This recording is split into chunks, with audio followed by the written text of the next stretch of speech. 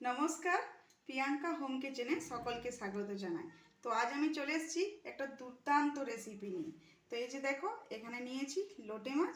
তো দেখতে পাচ্ছ লোটে মাছটা একদম তাজা, এই সকালে বাজার থেকে নিয়ে এসেছি। তো এটার আজ আমি কষা বানাবো। তো এই যে তার জন্য দেখো, এখানে আমি 500 গ্রাম লোটে মাছ নিয়ে নিয়েছি। আর এখানে নিয়ে নিয়েছি আমি এই যে রসুন, আদা, আর এই যে দেখতে পাচ্ছ একদম টাটকা ধনেপাতা, আর এখানে যে পেঁয়াজ, টমেটো, কাঁচা লঙ্কা। তো চলো এবারে মাছটা আমি নুন হলুদ ভালো করে মেখে নেব। তার জন্য এখানে আমি নিয়ে নেব নুন, এই যে দিয়ে দিচ্ছি নুন।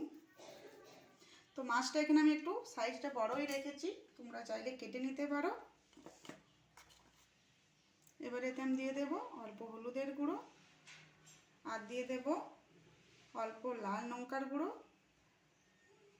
এবারে এগুলো আমি একটু হাত দিয়ে ভালো করে এভাবে মিশিয়ে নেব। এই লোটে মাছটা খুবই নরম হয়, আর এটা খেতে কিন্তু দুর্দান্ত স্বাদ হয় এভাবে কষা বানালে।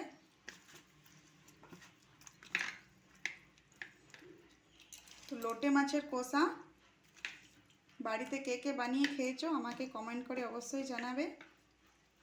আর আমার রেসিপিগুলো তোমাদের যদি ভালো লেগে থাকে তো অবশ্যই আমার চ্যানেলটা সাবস্ক্রাইব করো, লাইক করো।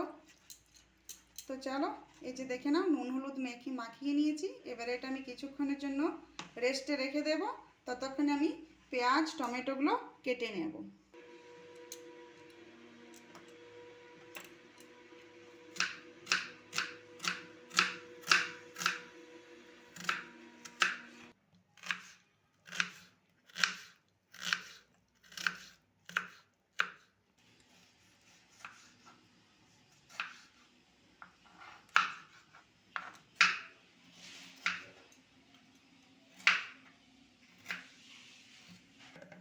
তো এই যে আদাগুলো কুচি করে নিয়েছি, আর এই যে এখানে কয়েক কোয়া রসুন নিয়েছি। তো এগুলো আমি ভালো করে হামাল দিস্তে থেতো করে নেব।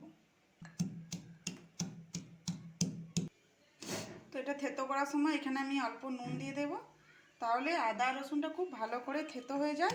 একদম মনে হয় যেন আমি বেটে নিয়েছি। আর আদাটা জলটা ছেড়ে দেয়, তাহলে এটা ভাজার সময় আর জল ছিটে না।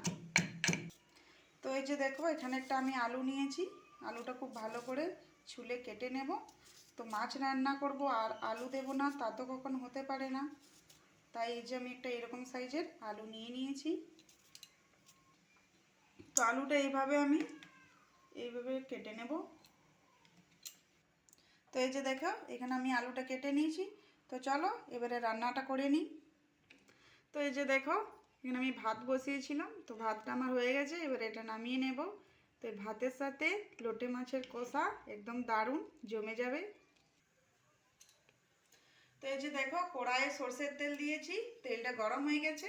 এবারে এতে আমি দিয়ে দেব আলু। এতে আমি দিয়ে দেব অল্প হলুদের গুঁড়ো, আর দিয়ে দেব নুন।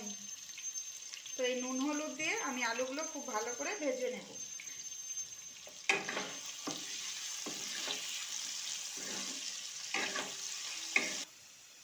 তো আলুগুলো দেখতে পাচ্ছ আমি খুব ভালো করে ভেজে নিয়েছি। এবার এগুলো নামিয়ে নেব।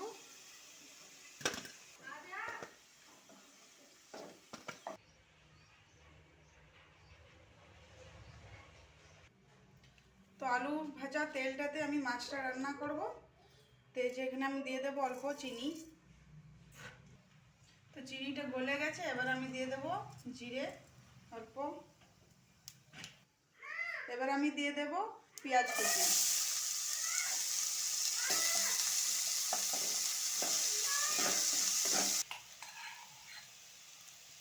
তো পেঁয়াজটা আমি খুব ভালো করে ভেজে নিয়েছি।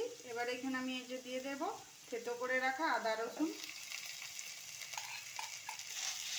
এবারে আদা রসুনটা খুব ভালো করে ভেজে নিতে হবে, যাতে কাঁচা গন্ধটা চলে যায়।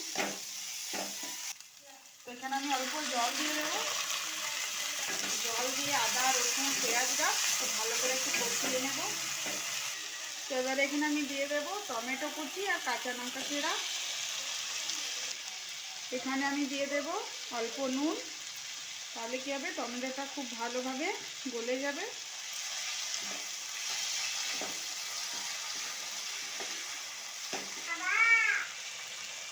তো টমেটোটা কষা হতে থাক, ততক্ষণে আমি এখানে দিয়ে দেব হলুদ গুঁড়ো, তো ঝালের জন্য দিয়ে দেবো লঙ্কার গুঁড়ো, আর এখানে দিয়ে দেবো ধনে গুঁড়ো,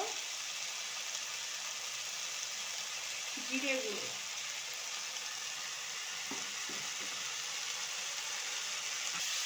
এবার এখানে আমি দিয়ে দেবো অল্প জল।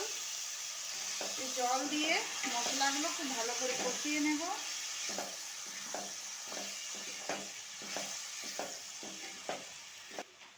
এবারে এটা আমি ঢাকা দিয়ে ভালো করে কষিয়ে নেব, আর আঁচটা কম করে দেব। তো চলো দেখে নিই। তো দেখতে পাচ্ছ মশলাটা খুব ভালো করে কষানো হয়ে গেছে। এবারে এটা আমি দিয়ে দেব জল।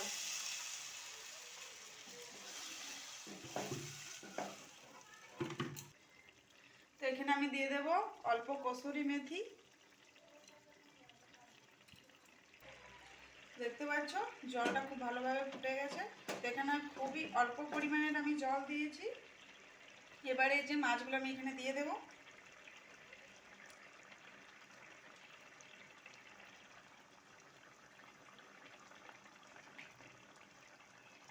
তো এই মাছগুলো খুবই নরম হয়, তো এগুলো এইভাবে আলতো আলতো হাতে দিয়ে এটা আমি কিছুক্ষণের জন্য ঢাকা দিয়ে রেখে দেব, তাহলে মাছটা একটু শক্ত হয়ে যাবে।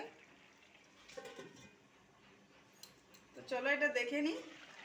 তো এই যে দেখতে পাচ্ছ মাছটা থেকে কতটা জল বেরিয়েছে। তো এইভাবে চামচের সাহায্যে এটা খুব আলতো হাতে এইভাবে উল্টিয়ে নেবে, নাহলে এটা খুবই নরম হয়, মাছটা ভেঙে যায়।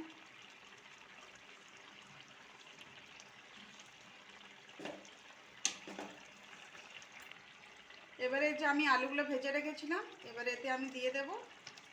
এবারে এই আলুগুলো দিয়ে আমি একটু ভালো করে এগুলো মিশিয়ে নেব এইভাবে, কারণ এটা বেশি লাড়াচাড়া করা চলবে না, তাহলে কি মাছটা ভেঙে যাবে।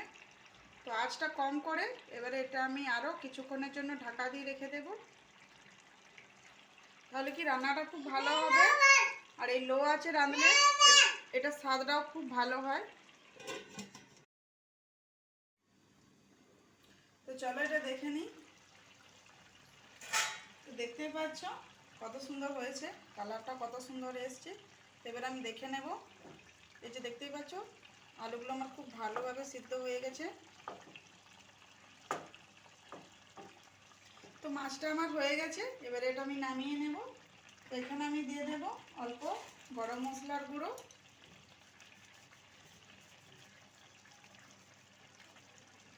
আর এখানে আমি দিয়ে দেব অল্প ধনেপাতা কুচি। তো এখানে অবশ্যই তোমরা নুন আর ঝালটা চেক করে নেবে। তো আজকের এই রেসিপিটা তোমাদের যদি ভালো লেগে থাকে তো অবশ্যই কমেন্ট করে জানাবে, আর হ্যাঁ আমার চ্যানেলটা সাবস্ক্রাইব করে দেবে। তো ভালো থাকবে, সুস্থ থাকবে, আবার আসছি একটা নতুন রেসিপি নিয়ে।